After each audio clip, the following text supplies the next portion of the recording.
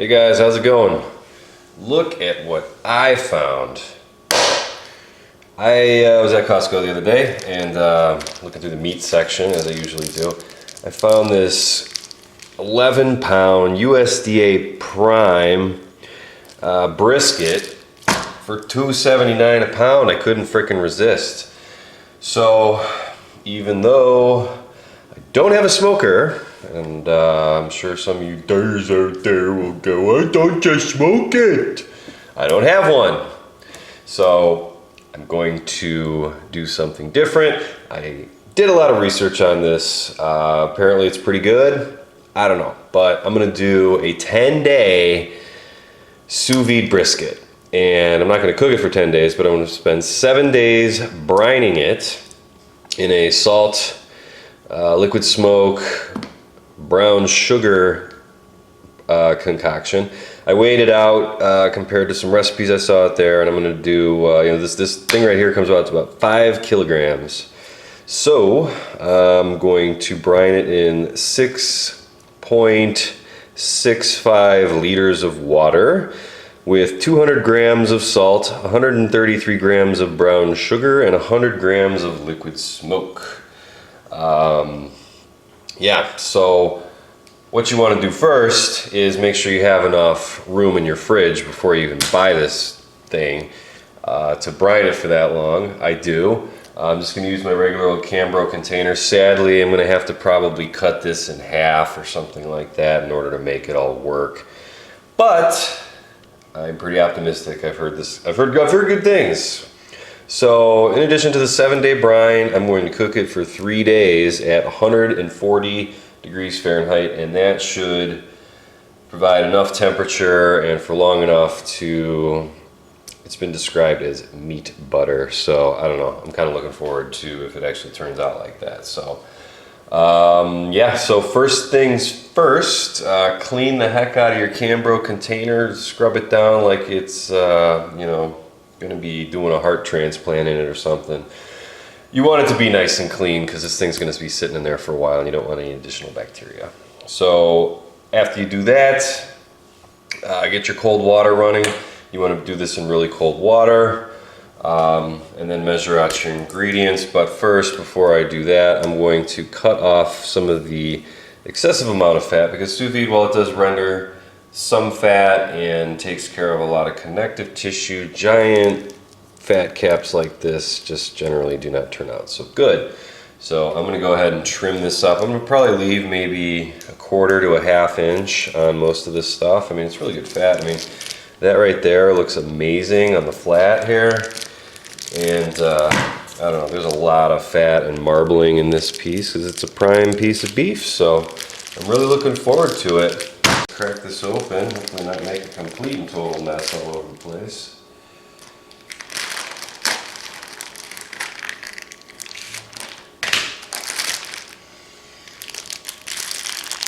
Oh my goodness.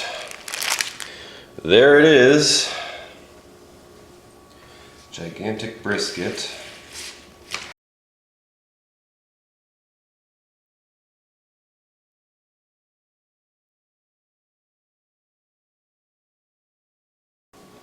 Alright, so trimmed quite a bit of fat off, as you can see.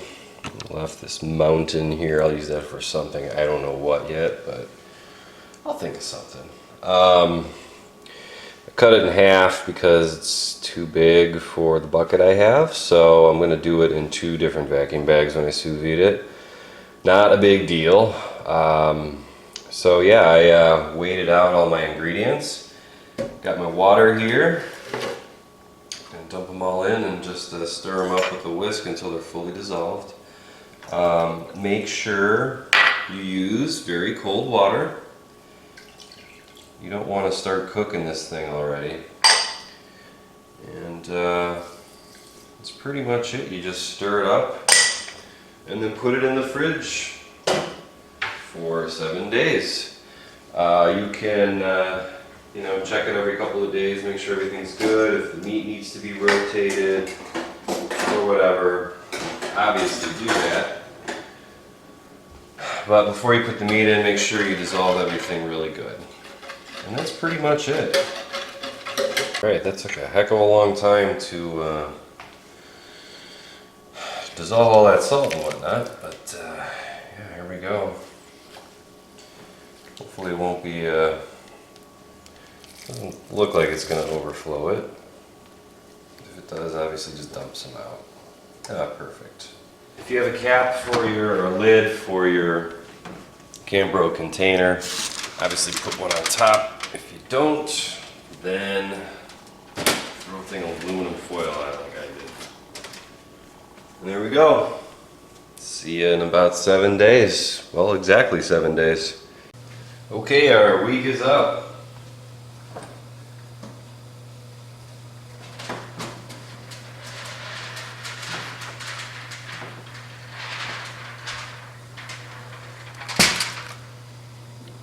Now what we're going to do before we bag this up is rinse it off with water. So I'm not going to show you that. I'm going to dump this out in the sink, rinse it off with cool water. Very important to do with cool water.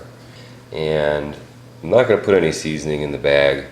Basically doing this equilibrium brine, I calculated it out. This meat should be approximately, I don't know, 0.83% salt now, so a little under 1% salt, which is a good amount, good flavor, and also some sugar as well, brown sugar and other things. So we rinse this off, drying it off.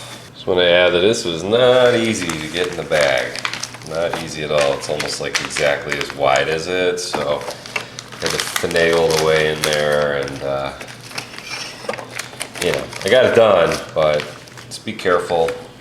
Give yourself a little extra slack like I did on this vacuum bag, and you should be fine. But so yeah, we're gonna go ahead and seal this up on dry. Double seal it too.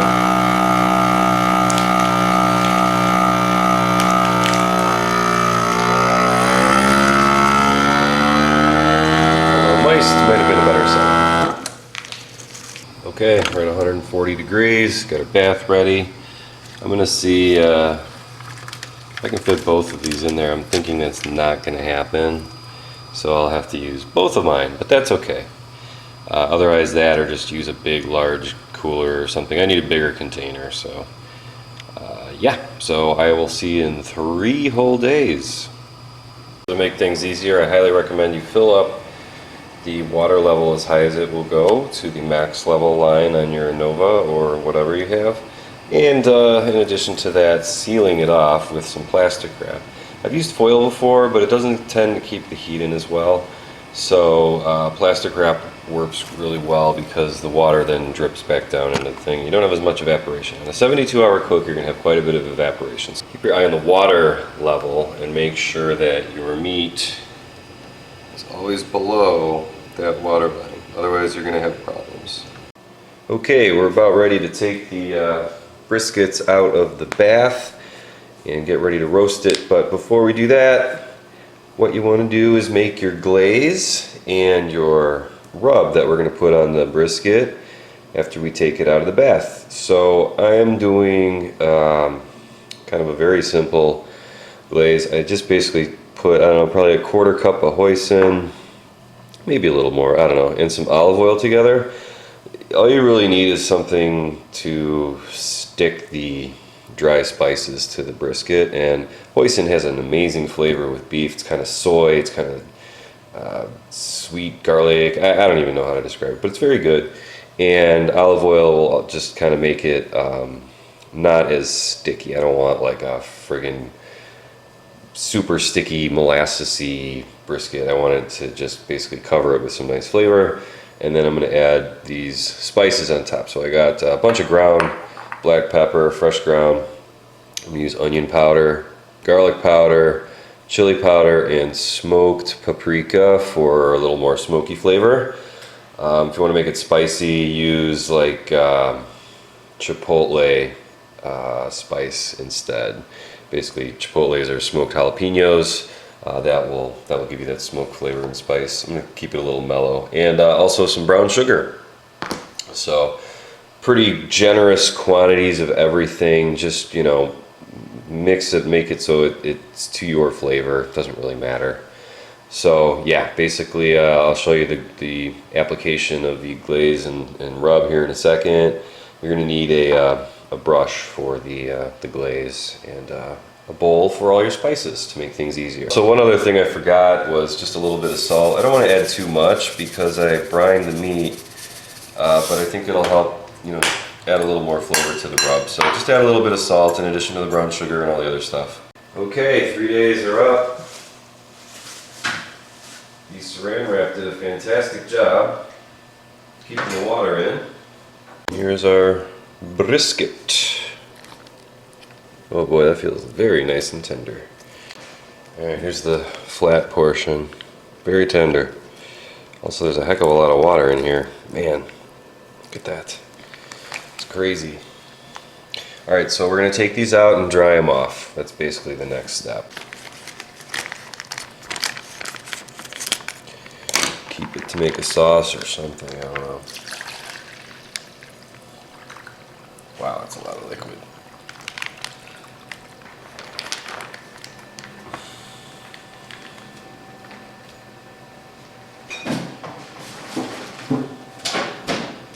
It smells meaty and delicious.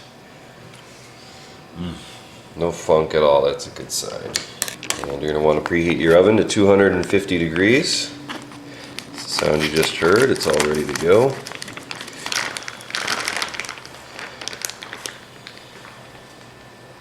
Oh man, this looks very good. It smells really good, even though I didn't even put any seasoning on it, other than the brine. Okay, we're all done. Drying it off at least.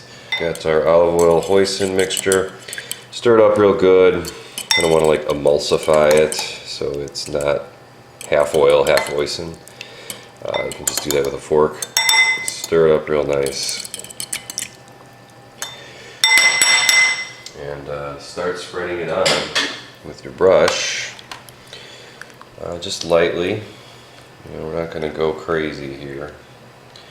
We just want to have enough on here to make our spice mixture stick. So go ahead and do that on all sides of both of these. Alright, we're going to start with our rub. Just kind of put a nice little coat on.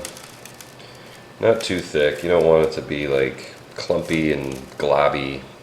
Just enough to lightly dust the meat. So we're going to do that on all sides.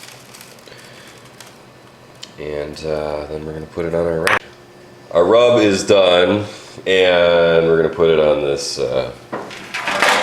super fancy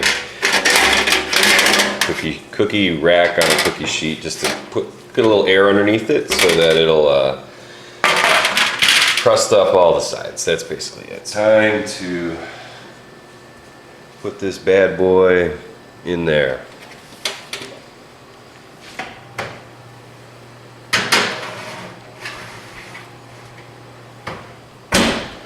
Alright, see you in about 4 hours. Alright, we're done 4 hours. Take it out, let it rest for a while. Here's what it looks like.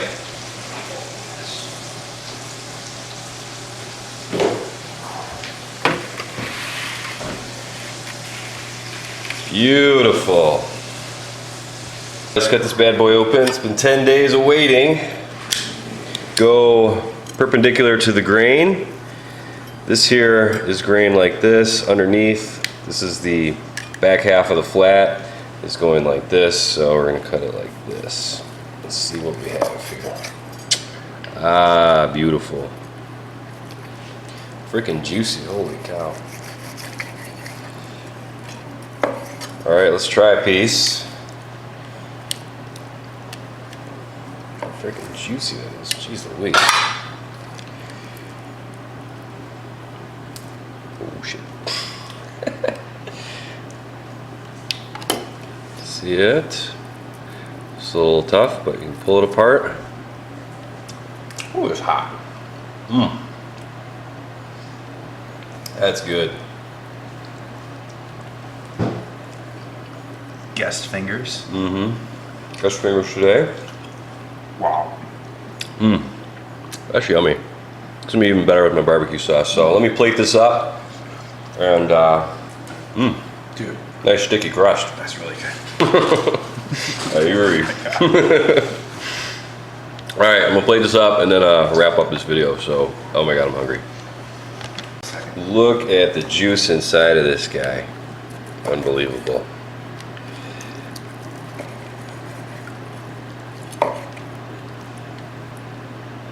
That's actually with the grain.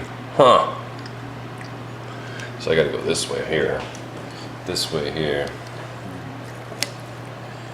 Holy smokes. So, all right, let's plate up some goodness here. So you always want to cut against the grain.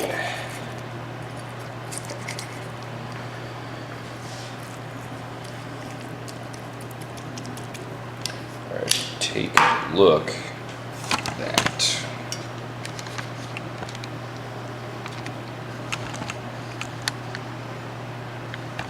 That is some juicy, delicious brisket. Here we go. All right, that gives a good good idea what it looks like. All right, let's plate it. All right, that's it. We got our sous vide corn, grill or fried green beans, our 10-day brisket with homemade barbecue sauce. So I've had this. This is unbelievably good, unbelievably tender. I just can't stop eating it, nor can my guests. And thank you for watching. If you liked any of the equipment you saw in the video today, hit the video description and you will be able to find anything you want there from Amazon. So again, thanks for watching, and see you later.